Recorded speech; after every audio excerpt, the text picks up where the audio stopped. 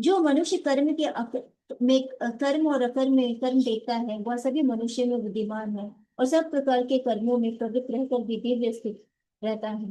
कृष्ण भावनावृत्ति में कार्य करने वाला व्यक्ति स्वतः कर्म बंधन से मुक्त होता है। उसके सारे कर्म कृष्ण के लिए होते हैं, अतः कर्म के फल से उसे कोई लाभ या हानि नहीं होती।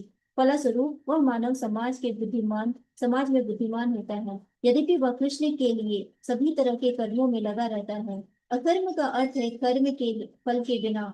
निर्विशेषवादी इस भय से सारे कर्म करना बंद कर देता है कि कर्म फल उसके आत्म साक्षात्कार के मार्ग पर बाधक हो।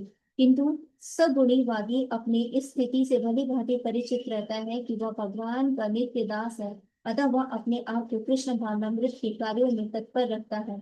चूंकि सारे कर्म कृष्ण के लिए किए जाते हैं, अतः इस सेवा के करने में उसे केवल सुख प्राप्त होता है। जो इस विधि में लगे रहते हैं वह व्यक्तिगत इंद्रिय तृप्ति की इच्छा से रहित होते हैं। कृष्ण के प्रति उनका नित्य दास्य भाव उसे सभी प्रकार के कर्म फल से मुक्त करता है। आगे बढ़ते हैं।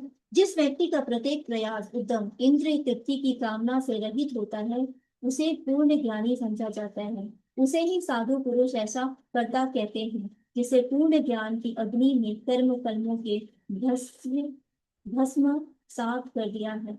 इसका तात्पर्य है केवल पूर्व ज्ञानी ही कृष्ण भावना भवित व्यक्ति के कार्य कलापों को समझ सकता है। ऐसे व्यक्ति में इंद्र तृप्ति की प्रवृत्ति का अभाव रहता है। इससे यह समझा जाता है कि भगवान के नित्य दास के रूप में उसे अपने स्वाभाविक स्वरूप का पूर्ण ज्ञान है।